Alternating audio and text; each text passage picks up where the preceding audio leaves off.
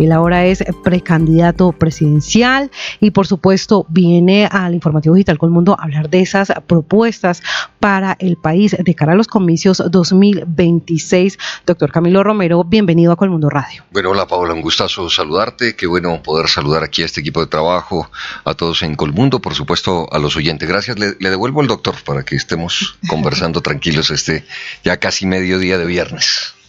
Así es, bueno, tiempo de hablar, por supuesto, los oyentes quieren saber esas propuestas, pero antes es importante resaltar que su aspiración como candidato es de un frente amplio, partiendo también de alianzas, digamos, de alguna manera estratégicas, y pues usted también nos detallará más adelante con la Alianza Verde, con el Pacto Histórico. Cuéntenos cómo vienen estas estrategias. Bueno, sí, ese va a ser parte de la mecánica electoral, digamos, para que los oyentes nos entiendan qué partidos hay. Pero en concreto lo que hoy tenemos en Colombia es un pulso que se da entre una ciudadanía y quienes han hecho un juego de la política, a mi gusto, criminal y mafiosa en Colombia. Es decir, los gobiernos del pasado. Por supuesto, ahora un primer gobierno, un primer paso que se da hacia el cambio, genera varios sismas, ¿no? La ciudadanía misma dice, bueno, ¿qué es lo que pasa aquí en nuestro país? ¿Qué es lo que ocurre? Hay algunos corazones rotos que querían que el cambio sea inmediato, que votar significaba oprimir un botón y que esto cambie.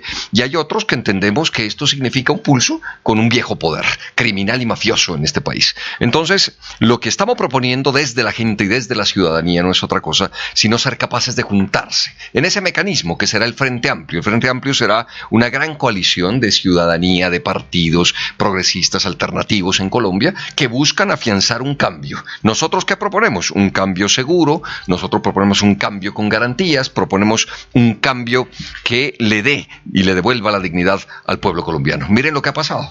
Después de 3 años de este primer gobierno, apenas se logra aprobar 2 reformas sociales que son la laboral y la pensional. ¿Por qué pasa esto? Porque no era votar y oprimir un botón y que esto cambie. Porque nos enfrentábamos en el pulso a un viejo poder criminal, mafioso, enquistado en el Congreso de la República, que impide que las transformaciones se den. Porque para ellos el país va bien, solo para unos pocos. Entonces queremos enfrentar en democracia, con el peso de los argumentos y de las ideas, para que Colombia deje de ser el tercer país más desigual del mundo. Es que hoy solo nos gana Sudáfrica y Namibia. A hoy, Colombia ocupa el podium, el tercer lugar entre los países más desiguales del planeta. Es decir, un país no es viable con estos niveles de desigualdad, y menos con estos niveles de violencia que todavía tenemos en nuestro país. Yo he dicho con claridad, nos queda grande la palabra democracia a los colombianos y colombianas si mantenemos estos niveles de violencia y estos niveles de desigualdad. Entonces le proponemos a Colombia un cambio con garantías. Eso es lo que estamos. Y ya la mecánica política, por supuesto, será parte de la construcción de eso que usted ha mencionado, Frente Amplio, donde estén los verdes, donde estén sectores liberales, donde esté el Pacto Histórico, por supuesto, donde estén varios de los distintos sectores alternativos de nuestro país. Le proponemos a Colombia, entonces, no volver la mirada atrás, mucho menos devolvernos a la lógica de poder criminal y ser capaces de ir pa'lante. Ese pa'lante resume nuestra acción política en Colombia. Precandidato, ¿eso quiere decir que usted se mantendría en una posición independiente o tiene planeado, cuando se realicen las elecciones internas dentro del Pacto Histórico, para elegir a un solo candidato que represente el lado izquierdo o el lado progresista, va a participar o se va a mantener en la parte independiente? Dayinet, nosotros hemos hecho una política siempre del lado de la gente y la ciudadanía, eso no lo vamos a abandonar. Esto de nuevo estamos insistiendo en la mecánica. ¿Qué va a ocurrir? Parece que el Pacto Histórico, y digo parece porque nada está resuelto, ¿no? Yo molesto en el sector alternativo y digo, deberíamos poner un eslogan que diga esa frase de Manfred Max Neef: de la esterilidad de la certeza a la fecundidad de la incertidumbre. Nada sabemos, pero mientras eso se resuelve hay que empezar a andar. Por eso, cuando hicimos el anuncio de nuestra candidatura, me acompañaron hombres y mujeres, amigos y congresistas de la Alianza Verde, hombres y mujeres y amigos del Pacto Histórico, la CGT, de las 2 de las 3 divisiones en que terminó la Confederación General del Trabajo, están con nosotros. El sector ambientalista, por supuesto, animalista de Colombia, sectores culturales, indígenas, nos acompañan en este trasegar. Así es que nosotros estamos en la construcción de este Frente Amplio. Nuestro horizonte es marzo, pero no descartamos, si es que se da da, si es que finalmente se llega a un acuerdo, si es que el Consejo Nacional Electoral aprueba la fusión de varios partidos alternativos para que conformen el único partido pacto histórico y hagan consulta en octubre, pues nosotros estaríamos mirando esa alternativa. Conclusión, nuestra mirada está en el Frente Amplio en marzo, con el apoyo de varios sectores, y no descartamos lo de octubre del pacto histórico, esperando las condiciones si se da o no esa consulta. Precandidato, le reconozco esa muy buena voz que usted tiene, una voz que es propiamente de un colega. Recordémosle a quienes nos escuchan hasta ahora en Colmundo Radio que Camilo Romero es comunicador social y periodista, y hay una frase recurrente que he justamente apuntado, y es que los hechos hablen. 2 años, 11 meses, 4 días de este gobierno, cambio con garantías. ¿Cómo describiría este gobierno? ¿Qué rescataría? Y justamente, ¿cuál sería aquellos aspectos que usted justamente modificaría para garantizar ese cambio con garantías? Bueno, Juan Camilo, de verdad, muchas gracias. Sí, yo molesto en varios espacios y digo que no me falta ningún defecto. Soy periodista y político, ¿no? Los tengo todos, ¿no? Ustedes sabrán mejor que yo lo que significa esta tarea. Yo creo que lo que más hay que lograr mantener de este gobierno es una decisión, una voluntad política. Es que nadie, ni siquiera la oposición, puede decir que este gobierno no se la juega por la gente y por la ciudadanía. Sí, podrá haber reparos en las formas, que estos aliados, que estas cosas que ocurren, pero la esencia de un proyecto político jugado por la gente está. Y de hecho enfrenta a esos viejos poderes. Yo creo que es eso lo más importante a resaltar, que es la esencia finalmente de la acción política. Usted no puede hacer acción política con simplemente el pragmatismo de algunos, el circunstancialismo de algunos, que usted los ha visto en un gobierno, después en otro, y mañana sabremos dónde están. Aquí hay una política esencial. Y usted ve un presidente que se la ha jugado toda la vida desde un lado, que ha tenido todas las dificultades, toda la oposición posible, bárbara además, diciendo cualquier cantidad de cosas sobre el caballito de que el tipo se quiere quedar en el poder. Me refiero al presidente, ¿no? Cuando ellos dicen tipo, se quiere quedar en el poder, que se quiere perpetuar en el poder, que no quiere soltar el poder. Pues él lo ha dicho 10 veces, el 7 de agosto termina mi periodo. Entonces es una cantidad de falacias alrededor de intentar construir unos miedos a la sociedad colombiana. Entonces quiero rescatar esa esencia de un gobierno que está jugado por la gente y por la ciudadanía. 2, creo que hay que dar un paso más, un paso en el que la gente y la ciudadanía de este tiempo, porque vivimos un nuevo tiempo, hay una nueva ciudadanía, pueda tener el control del gobierno en su celular. Y esta no es una propuesta vaga, lo hicimos en Nariño hace casi 10 años, cuando fui gobernador del departamento. Lo que le estamos proponiendo a Colombia es un modelo de gestión y de gobierno. Es decir, un nuevo gobierno que sea abierto, que tenga la capacidad de ser transparente, que tenga participación, colaboración de la ciudadanía, gestión, ejecución y, por supuesto, hoy con la tecnología y la inteligencia artificial que nos permita brindarle toda la información a la gente. Por ejemplo, que ustedes sepan aquí de inmediato abriendo en su celular o en su computadora en esta mesa, cómo va la ejecución del Ministerio de Igualdad. Y que todos sepamos en qué porcentaje va. Hoy podemos abrir esa información. De hecho, le sirve al gobernante. Yo recuerdo cuando estuve de gobernador en Nariño, revisamos casi hacia agosto cómo iba la ejecución de nuestras secretarías, acá los ministerios a nivel nacional, a nivel departamental las secretarías, y resulta que la de ambiente iba muy quedada. Alcanzamos a hacer una mesa de trabajo, es decir, a corregir a tiempo. Si es que abrimos los datos, se lo entregamos a los periodistas, a la oposición, a la ciudadanía en general. Me parece que eso es lo que hay que hacer ahora, un modelo de gestión y de gobierno que nos permita ganarnos la confianza de la gente que se están haciendo las cosas bien. Y esto lo digo porque hicimos 14 herramientas de lucha contra la corrupción en Nariño. Ustedes han escuchado a todos decir que van a acabar con la corrupción. Y uno les pregunta, bueno, pero ¿cómo? No, es que yo sí tengo la voluntad, yo sí tengo la capacidad, es que yo sí soy muy honesto. No, venga, sin cuento. Nosotros construimos 14 herramientas de lucha contra la corrupción en Nariño. Por ejemplo, que la gente sepa cuánto tienen hasta en las cuentas bancarias los funcionarios de nivel decisivo, con cuánto llegan, con cuánto se van a ir,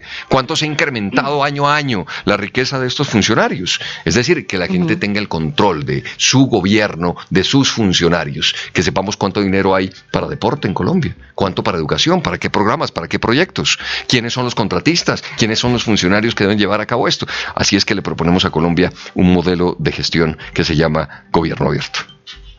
Hay algo que usted mencionaba anteriormente y era esos corazones rotos por algunas situaciones que no se han completado de la manera como se prometieron en su momento, y también usted decía, bueno, no hay un botón que nos permita que el cambio sea inmediato y obviamente sin que se sufran algunas consecuencias. Hay dos puntos que se están viviendo en este momento del país, obviamente hay muchos más, pero hay una situación que se estaba viviendo en este momento y es por cuenta del clima. En muchos lugares, en muchas regiones del país, deslizamientos por cuenta de avenidas torrenciales, de avalanchas y demás, muchas personas se están viendo damnificadas y la respuesta muchas veces de parte de los gobiernos regionales e incluso de la UNGRD es: no hay recursos. ¿Qué se le puede decir a estas personas?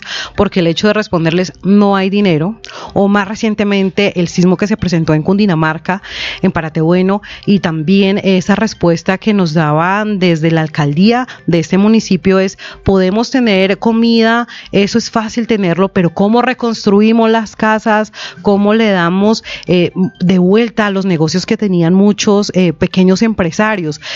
¿Cómo se puede resolver este tema en cuanto a esos desafortunados fenómenos naturales? Y que también sabemos, así como hay unos que quizá muchos han reportado, hace 40 años no habían esas precipitaciones, hace 20 años no sucedía esto, pero hay otras que bien sabemos pasan una y otra vez. Habían dos puntos, ese es uno. Y el otro, la violencia. La violencia que se está viendo de una forma bastante amplia y también que ha reportado la Defensoría del Pueblo, el tema del reclutamiento forzado y más específicamente hacia los menores de edad, que incluso en redes sociales los están captando para que se unan a las filas de estos grupos al margen de la ley. Bueno, Paola, el tema de la gestión de riesgos de desastres es una complejidad inmensa. Lo hablo porque fui gobernador. Y eso tiene un esquema. Primero es que el municipio debe dar abasto, pues, o debe dar solución al problema. Si al municipio le queda grande, para que lo entienda todo el mundo, digamos, no alcanzo a cubrir todo esto, le pide apoyo a la gobernación. Y si además le queda grande a la gobernación del departamento, le pide apoyo al gobierno nacional y a la unidad nacional de gestión de riesgo. O sea, es un sistema, digamos, de gestión de riesgo. Por supuesto, no es un cuento lo que ha ocurrido, el calentamiento global, que otros le llamaron cambio climático, ¿no? El manejo del lenguaje es fundamental. Se empezó hablando de calentamiento global, que era alarmante, y le cambiaron a un nombre más tranquilo, cambio climático.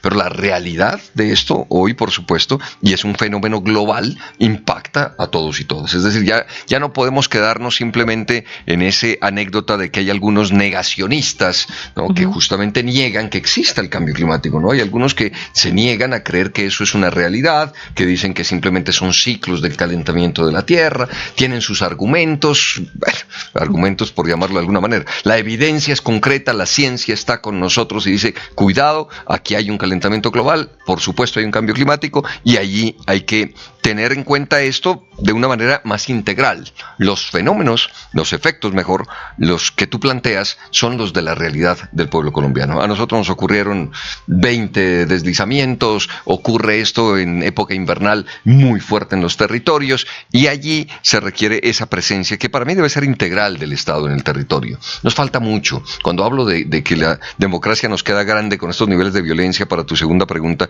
es decirles que de verdad lo que padece el colombiano del común en los territorios es muy distinto a lo que ven algunos funcionarios desde el escritorio. Por eso cuando fui gobernador saqué a todo el despacho, saqué a más que el despacho, a todos los secretarios a recorrer el departamento. Cuando tenían que estar en la lancha, subidos allá en el Pacífico nariñense para poder llegar a Roberto Payán, que solo se llega en lancha o en helicóptero, no hay otra alternativa. Les decía a los funcionarios, cuando llegue alguien de Roberto Payán a la gobernación, sepan que tuvo que hacer todo esto para llegar hasta allá, para que usted lo pueda atender de la mejor manera. O sea, hay un divorcio muy grande. La falta de recursos será siempre, por supuesto, un inconveniente. Hay más necesidades y problemas que recursos. Pero creo que si logramos ser transparentes en los recursos, que la gente sepa cuánto dinero hay, porque no es solo decirles que no hay, es decirle, mire, es lo que tenemos. Entonces en Nariño, ¿qué hicimos? Un gobierno participativo, íbamos municipio a municipio del departamento a decirle, mire, este es el dinero que tenemos para presupuesto participativo, le corresponde tanto dinero a este municipio, no por capricho político, no porque me apoyó, gané o perdí en ese municipio, y entonces le doy más a este y menos al otro, sino por población y necesidades básicas insatisfechas. Entonces la gente tiene la confianza de que hay un gobierno gobierno que responde de manera equitativa y esto le da una garantía a la gente. Entonces necesitamos ese modelo de gestión a nivel nacional para decirle, mire, en el tema de gestión de riesgos tenemos este dinero, nos corresponde esto. Por supuesto las amenazas, las cosas que salen a veces previamente, pero también se dan de imprevisto, pues son más complejas y tendrá que existir un recurso para atender unas emergencias que no estaban previstas. Ahora bien, insisto, el dinero no alcanza para cubrir todas las necesidades. Nos pasa como en la casa, cuando vamos a mercar y queremos mercar más de la cuenta y decimos, no, nos toca priorizar. Y la gente entiende eso si se le habla con la verdad. Entonces, bueno, tenemos este recurso. Y creo que esa es la manera de podernos entender con la ciudadanía desde un ejercicio de gobierno. Y el tema de violencia, permítame decirle aquí que hay un hecho transversal que ha lesionado nuestra democracia en Colombia. Y sin duda alguna es el narcotráfico. Y llevamos 50 años, 5 décadas, aplicando una política antidrogas absolutamente equivocada. No ha dado resultado. Yo acompañé al presidente Petro en una reunión en Buenos Aires con unos delegados del entonces presidente Biden. Y les decía, ¿conocen ustedes una política pública más fracasada que esa? 50 años haciendo lo mismo que no da resultado y cada vez nos insisten más. Yo agregaría, ¿ustedes recuerdan cuántos ministros de defensa no pasaron con un tono cada vez más bravito y ahora vemos a los candidatos diciendo, es que hay que enfrentar a la criminalidad, es que hay que derrotarlos, es que es la fuerza pública? Décadas en eso. Entonces, quiero decirte que el tema de la violencia pasa por algo primero y trascendente que es la política antidrogas. Y allí necesitamos primero una corresponsabilidad con el mundo. No puede ser que nosotros seamos los damnificados de todo esto. Si hay oferta, que es la que existe en Europa, en Estados Unidos, donde se la meten toda, y además después ven si nos certifican o no, allá nos están pidiendo coca, coca y más coca, siempre. Que no vengan con hipocresías. Son ellos los que generan la demanda. Y si hay demanda, es ley natural, hay oferta.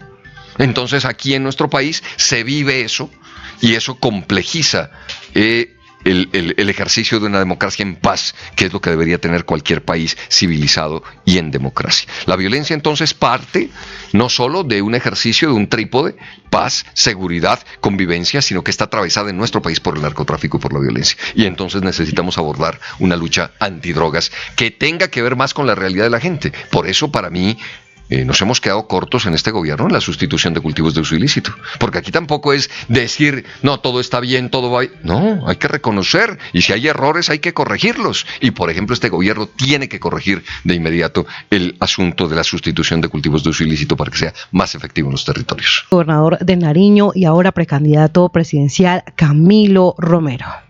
Precandidato, bueno, en las últimas elecciones el presidente Gustavo Petro lanzó propuestas donde llamó mucho a la juventud. Muchos jóvenes lo apoyaron, pero actualmente hay como una división, ¿no? De los que lo siguen apoyando, que votaron por él, pero los que de pronto se decepcionaron un poco porque no se sintieron incluidos. Y justamente usted tiene una propuesta, o bueno, dentro de su agenda que se llama Tienen Huevo, un movimiento juvenil, y quería saber, pues, que le cuenta a los oyentes de qué manera usted podría integrar a los jóvenes y que de verdad ellos se sientan incluidos dentro de la propuesta si usted llega a llegar a la presidencia de la República. Bueno, Ginés, gracias. Me recuerda usted parte de nuestra historia. Ese fue el primer movimiento, fue mi primer ingreso en la acción política. Se llamó el movimiento Tienen Huevo. Era una crítica desde la juventud al poder en Colombia. Entonces decíamos, en ese entonces, imagínense, estamos hablando año 2001, políticos, guerrilleros, paramilitares y gobierno tienen huevo. Es decir, esa frase tan coloquial colombiana, ¿no? Sí. No, ya tiene huevo, ya es cuando ya no hay nada que hacer, ya estamos jodidos. Es una expresión cotidiana, la usamos contra el poder y contra esos poderes políticos, guerrilleros, paramilitares, gobierno. Pero resulta que en esa época me encontré al señor Enrique Gómez Hurtado. Hoy ya no nos acompaña en este plano terrenal. Y don Enrique Gómez Hurtado, en una entrevista que nos hicieron a los dos, yo le dije, oiga, quítese ya, hágase a un lado, permita que la juventud asuma un liderazgo en Colombia. Ustedes ya no pudieron, son la vieja política, etcétera. Y el señor me quedó viendo con una paciencia y me dijo, oiga, ¿a usted no le han dicho que aquí es, en una democracia es con votos? Nosotros no nos vamos a quitar, a nosotros tienen que ganarnos. Cuando el señor me hace esa claridad, me expone tan sencillo. Yo había gastado 10 minutos de argumento de por qué se habían equivocado y el señor en una frase me dijo, este tipo, ¿qué le pasa? ¿No? Que es que nos quitemos, gánennos. Nosotros no nos vamos a quitar. Y ellos no se van a quitar, tenemos que ganarles. Y allí aprendimos entonces que el camino era no solo criticarlos, no solo decirles que tienen huevo. Es decir, sabemos que a la clase política le podemos mentar la madre en Colombia y no les pasa nada. Siguen tranquilos. Necesitamos es aprender a ganar. Y entonces lo que ocurrió es que muchos jóvenes acompañaron el primer gobierno de cambio. En esas elecciones del 2022, mucha juventud acompañó al hoy presidente Gustavo Petro.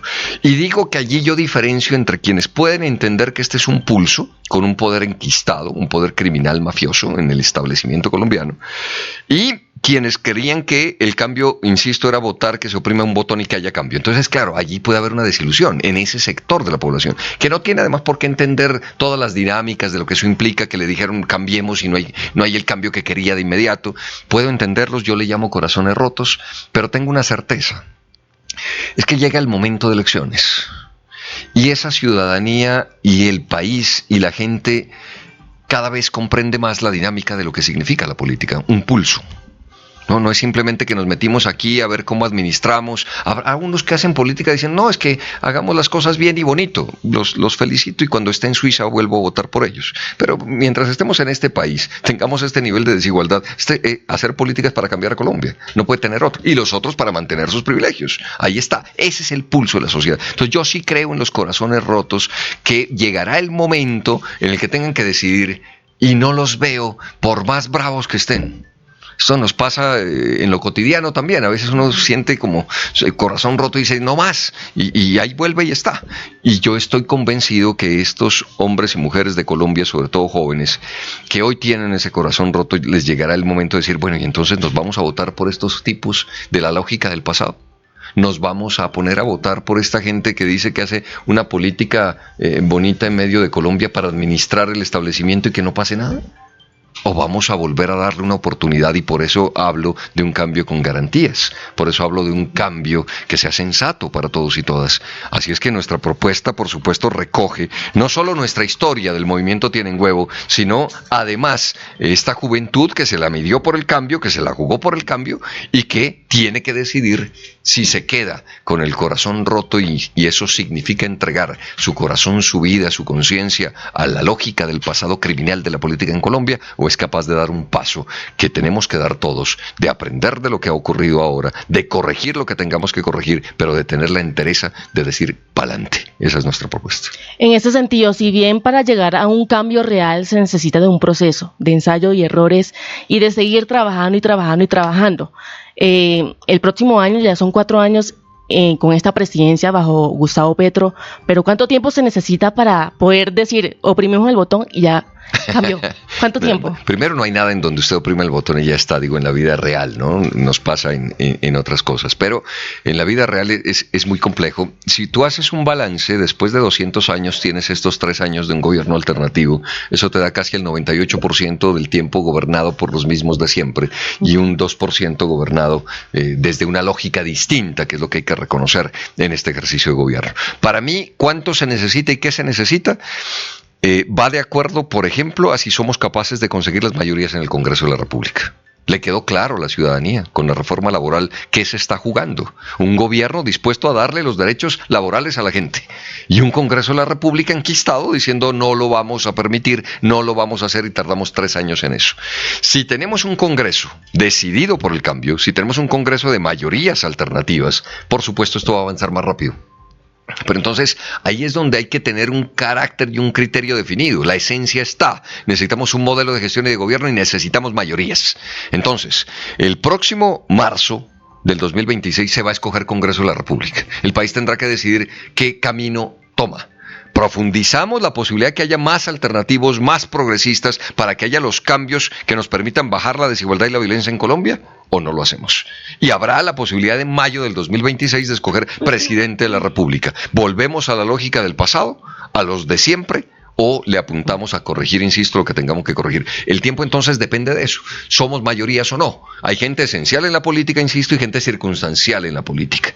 Lo que no se puede abandonar desde el sector alternativo y progresista es esa esencia que tiene el sello de este gobierno y que hay que mejorar para los próximos 4 años. Lo acaba de decir, precandidato, hacer política para cambiar a Colombia. Hace unos días celebramos 34 años de la Carta de Navegación de un Estado social de derecho. Reconocimos la importancia de la Constitución. ¿Por qué cambiarla ahora? Primero, ha tenido varios cambios. Segundo, este es un debate que sobre todo a nosotros nos causa inquietud. Si hay algunos prevenidos somos nosotros, los del sector alternativo, porque la Constitución del 91 tiene en su ruta y en su carta de navegación para todos los colombianos la garantía de unos derechos que no se puede perder. Y es allí entonces cuando decimos, si abrimos esa caja de Pandora, ¿qué nos puede pasar? Vamos a retroceder en derechos. Cosas maravillosas que ocurren en Colombia, que hay que reconocerlo también. La tutela es que un ciudadano pueda enfrentar al establecimiento y al Estado colombiano. Esa es una herramienta maravillosa de un ejercicio de la defensa de derechos ciudadanos que no se puede perder, que cualquier colombiano la puede poner en práctica. Este es darle una herramienta al ciudadano del común maravilloso. Así es que yo he dicho, sí, hay unos nuevos tiempos. Por ejemplo, hay derechos de nueva generación que no están contemplados en la Constitución del 91 y me parece que deberíamos discutirlos y entonces abrir esa posibilidad. Así es que le resumo mi postura: sí a una constituyente en Colombia con unas líneas rojas. La primera, no a la reelección, que nos quede claro a todos y todas. Es decir, que no pase lo que pasó con el señor Álvaro Uribe, que cambió la Constitución a su antojo, que hizo todo para ser reelegido, que modificó la Constitución, quedó claro y demostrado que fue a punta de prebendas y coimas en la conocida yidis política, una barbaridad en la historia de nuestro país, y cambiaron la Constitución. Entonces yo digo, sí a la constituyente con líneas rojas, la primera, no a la reelección. Y la segunda es que haya un pacto social, que no retrocedemos en derechos ya ganados para la sociedad colombiana. Bajo esas dos premisas, estoy dispuesto a abrir la discusión de una constituyente que sea capaz de leer el nuevo tiempo, el nuevo momento, y que haya allí los derechos ambientales, los derechos por los animales, los derechos de nueva generación, que deben estar, por supuesto, consignados en nuestra Constitución.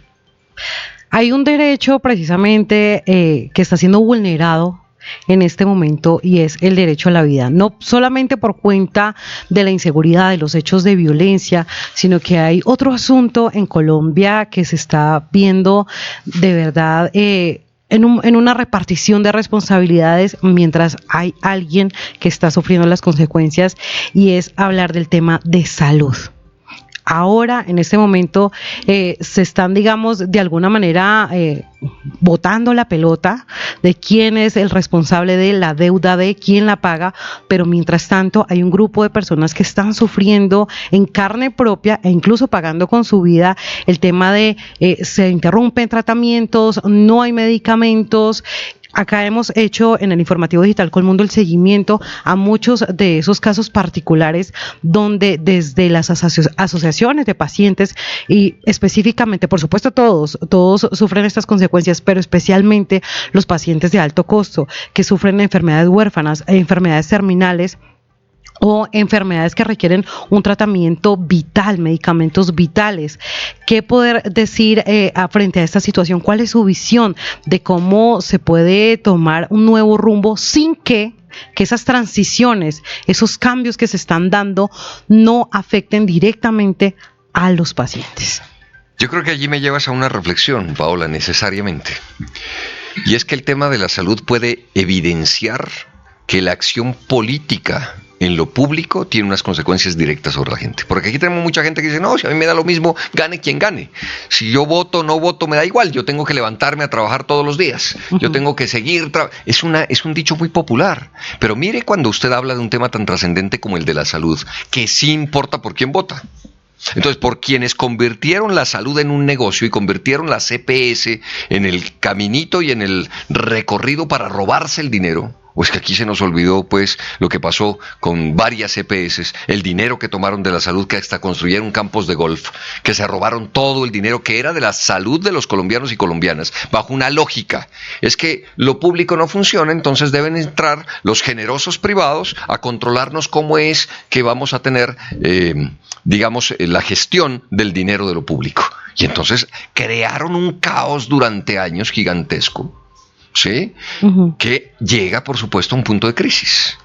Y entonces este gobierno, o es que no lo hemos escuchado, que desde que llegó, ¿no? Hace ya casi 3 años, no le propuso un cambio y una reforma a la salud en Colombia, por supuesto. ¿Y eso qué significaba? Enfrentar a los poderosos que tienen el control de billones, no millones, billones de pesos con B, Ujú. ¿no? En su control. Es decir, que incluso con una cédula y $1 millón construían una EPS para recibir miles de millones de pesos y ser intermediarios en garantizar la salud. Esa es la tarea de la EPS, que existe en muy pocos lugares del mundo.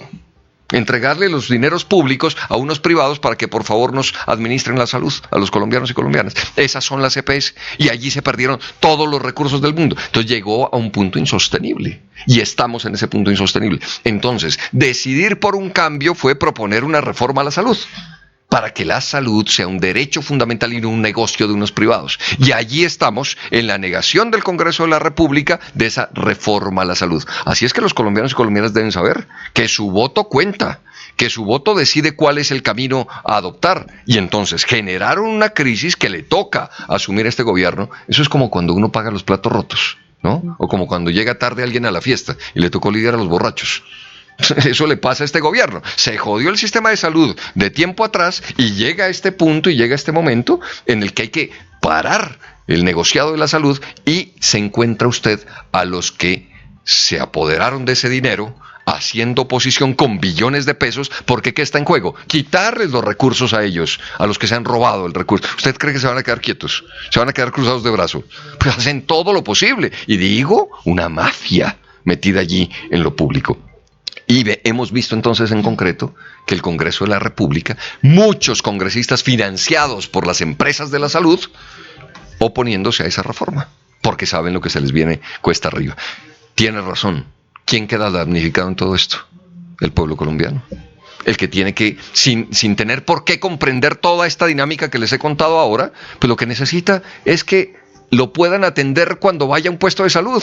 Es que haya la medicina que debe existir. Y ahí entonces tenemos dos modelos y dos visiones frente a la salud y frente a los derechos de la gente. Nosotros somos partidarios de un Estado que sea fuerte para garantizar derechos y que sea fuerte también para dar garantías a la empresa privada. Claro que necesitamos generar riqueza, pero los empresarios deben saber que primero hay que tener país para tener empresa, y segundo, que hay que cumplir con las reglas del juego, que está bien que se enriquezcan, pero que también tenemos la necesidad de superar esa brecha de inequidad en Colombia. Así es que para mí ha sido un ejemplo perfecto el que has planteado de la salud, para que la gente entienda de una vez por todas que no se trata solo de levantarse a trabajar y que no pasa nada, y que con los políticos no ocurre nada. Pues ocurre cómo lo atienden, si tiene o no derecho a la salud, si tiene o no derecho a la educación, y eso depende entonces del pulso que se da en lo político entre lo que nosotros tenemos claro, una ciudadanía que cada vez está más empoderada, alternativa, progresista, versus una clase política criminal y mafiosa en Colombia. Usted a principio de año decidió renunciar a la Embajada de Colombia en Argentina. Primero, quisiera saber cómo está actualmente su relación con el presidente Gustavo Petro, y segundo, ¿qué seguiría de este gobierno y por qué? O sea, de esas propuestas o de esa estrategia que está trabajando el gobierno, ¿qué seguiría aplicando y por qué y qué no también? Con el presidente hemos coincidido en un camino alternativo y progresista. Hemos caminado en paralelo. Yo recuerdo cuando Progresistas, el movimiento de él, llegó al Verde. Nosotros llegamos como Nueva Ciudadanía al Verde. Luego fui senador de la República, o bueno, cuando estaba de senador ocurrió esto, siempre en un camino independiente, pero por supuesto mucho más apegado en esas tendencias y en todo eso al movimiento del presidente Gustavo Petro. Digo esto sin militar en el petrismo, hemos coincidido en las ideas, porque el progresismo y la alternatividad es mucho más que una o dos personas. Se trata de una propuesta, se trata de unas ideas, se trata de lograr equidad en un país tan complejo como el nuestro. De eso se trata. Entonces, con él hemos tenido una relación cordial, amistosa, tranquila. Hemos conversado en varios momentos de la vida desde que nos conocemos, yo diría año 2009, un poco antes tal vez. Yo estaba de periodista, entonces estoy hablando año 2007, por ahí andaba con micrófono en mano entrevistando a varias personalidades, y ya Petro pues era un congresista muy destacado en esa época. Y nos hemos reencontrado ya en la acción política en nuestro país. Nuestra conversación se dio en marzo de este año, justo antes de renunciar. Ya había presentado la renuncia, digamos, justo antes de que me acepte la renuncia mejor. Y esto se dio en Montevideo en el marco de la posesión presidencial del nuevo presidente de Uruguay, Yamandú Orsi, que fue el candidato de Pepe Mujica. Recordemos que ahí nos deja una gran herencia Pepe. Montevideo se convirtió entonces en un punto de encuentro con el presidente, porque ellos se habían saludado con Pepe, pero nosotros logramos encontrarlos. Cuando llegué a Argentina, parte de mi misión personal era conocer a un grande como Pepe. Llegué en octubre a Buenos Aires y en noviembre ya estaba en Montevideo del año 2022, conociendo a Pepe. Nos hicimos amigos esos 2 años y medio. Y entonces logramos el primer encuentro de Petro y Pepe en Santiago de Chile a los 50 años del golpe de Allende. Luego en Montevideo, en la condecoración del presidente Petro a Pepe, ya con un reconocimiento para hacerlo en vida a Pepe que alcanzamos, fue en diciembre, ahí lo acompañé, y luego en marzo en la posesión de Yamandú. Entonces, allí conversó el presidente, o mejor, conversamos y el presidente lo que hace es una invitación que ha hecho todo el país. Construyamos un frente amplio para que las propuestas progresistas continúen en nuestro país. Es decir, en privado lo que ha dicho en público, ya el precandidato presidencial Gustavo Bolívar también lo ha señalado, habló con él y le dijo: necesitamos una candidatura convocante, necesitamos una candidatura que logre juntar distintos sectores, que sea capaz de recoger lo que existe en la alternatividad y en el progresismo, pero que pueda abarcar otros espacios para ganar, porque finalmente en política esto se resuelve en las urnas, es como el día del partido, puede haber entrenamiento, puede haber de todo, pero hay un día del partido de fútbol en donde se gana con goles. En política se gana en las urnas y con votos, esa es una realidad. Así es que hemos conversado, estamos en esa senda, por supuesto, con nuestras propuestas, que hemos hecho ya ejercicios de gobierno, no venimos improvisados, sabemos de ese ejercicio, de esa responsabilidad en Colombia, y podemos avanzar. Y lo dije, lo más importante, tener esa esencia de un gobierno alternativo para Colombia. A propósito de esa senda diplomática, precandidato, ¿cuáles son esas grandes lecciones que dejó justamente su paso por la Embajada de Colombia en Argentina, en un momento en donde el gobierno colombiano recibió ataques por parte de Milei abiertamente? Y esas grandes lecciones, ¿cómo aplicarlas si llega a la presidencia para calmar las relaciones con los Estados Unidos? Bueno, sin duda la diplomacia de Colombia tiene que hacer grandes esfuerzos. El primero es entender que no es un club de privilegiados, sino que es gente que debe estar al servicio, y por eso debería considerarse así el servicio diplomático, al servicio de nuestros compatriotas en el exterior. Y por supuesto, de garantizar las mejores relaciones de nuestro país con los demás. Yo creo que lo vivido en Argentina rescató 2 cosas que va en el sentido de su pregunta. La primera, hacer un ejercicio de diplomacia abierta, una diplomacia pública. Miren, nuestros eventos no eran de cócteles, eran en la calle de la embajada, eran con la gente, y allí llegaban los argentinos, y por supuesto llegaban los del gobierno argentino, porque un embajador es de responsable de construir las mejores relaciones con su gobierno y sus ciudadanos del país donde llega, en mi caso con Argentina. Entonces llegaban, pero no llegaban al cóctel, llegaban era a la calle, a bailar salsa, a escuchar vallenato. Organizábamos en medio de una jornada que se llamaba la Noche de las Embajadas, en la calle de la embajada. Es decir, una embajada y una diplomacia que esté con la ciudadanía, no que esté al servicio, digamos, de unos poderosos que creen que la embajada es un premio, ¿no? Por haber sido absolutamente condescendiente al poder. No, debe estar al servicio de la gente. Y para mí eso es lo más bonito que hicimos, una embajada abierta. Cuando yo llegué había 2 puertas antes de poder ingresar a la embajada. Nosotros las abrimos de par en par. Llegaron con nosotros ese mismo día 50 personas, ¿no? Que nunca habían podido estar en la embajada, que solo estaban abajo protestando en algunos momentos, años anteriores. Entraron a la embajada, construimos con ellos un trabajo mancomunado con el consulado, porque el consulado sí es el encargado de atender a los colombianos en cada uno de esos países, ¿no? En temas notariales, en todos los problemas que también tienen nuestros compatriotas. Así es que me parece que ese primer punto hay que destacarlo, una diplomacia abierta. Y segundo, que por más diferencias y distancias que haya, es necesario comprender que la diplomacia está para garantizar el bienestar y el buen vivir de los ciudadanos de los 2 países.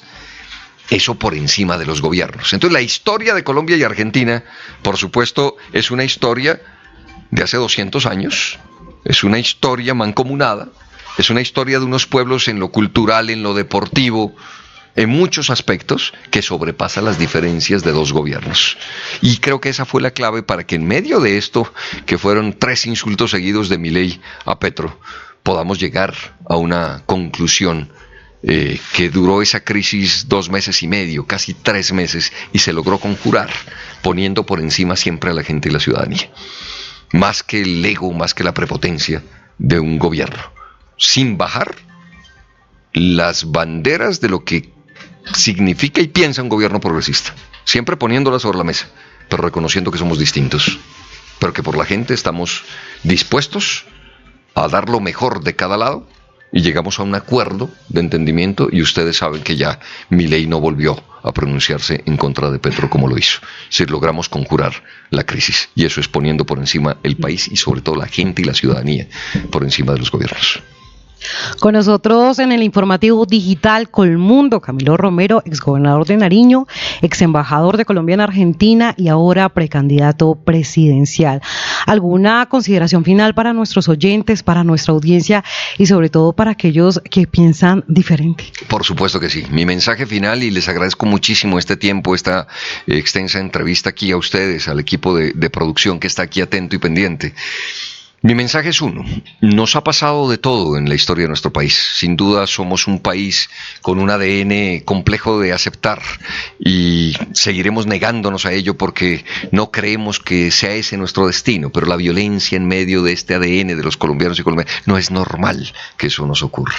Así es que sabemos de las dificultades que hemos pasado como país, sabemos de quienes nos han gobernado antes, sabemos de lo difícil que está el momento de un primer gobierno alternativo, pero que da los primeros pasos y sienta las bases para construir de aquí en adelante el cambio que requiere Colombia. Sabemos de todo esto que nos ocurre y como nos pasa en la casa, como nos pasa con los amigos, como nos pasa con la familia, como nos pasa en el trabajo. Hay una palabra que nos sintetiza a los colombianos y colombianas y hay que sacarla hoy y es pa'lante. A pesar de las dificultades, con la gravedad de lo que nos ha ocurrido en la historia de nuestro país, aquí estamos, resilientes, firmes y diciendo pa'lante. Hoy no podemos tener ni siquiera la duda de decir si vamos a mirar atrás o a dar pasos hacia atrás. Estamos es con una claridad. Estamos en el pulso. Nos ganamos ya la confianza del pueblo colombiano en el 2022 y tenemos que seguir en el 2026 por esta senda. Por eso le respondemos a la gente y a la ciudadanía, es momento de volver a juntarnos, de recuperar la confianza de las mayorías nacionales y de volver a ganar en el 2026. Ciudadanía versus una política criminal y mafiosa en Colombia. Eso es lo que está en juego y nuestro camino es claro. Pa'lante.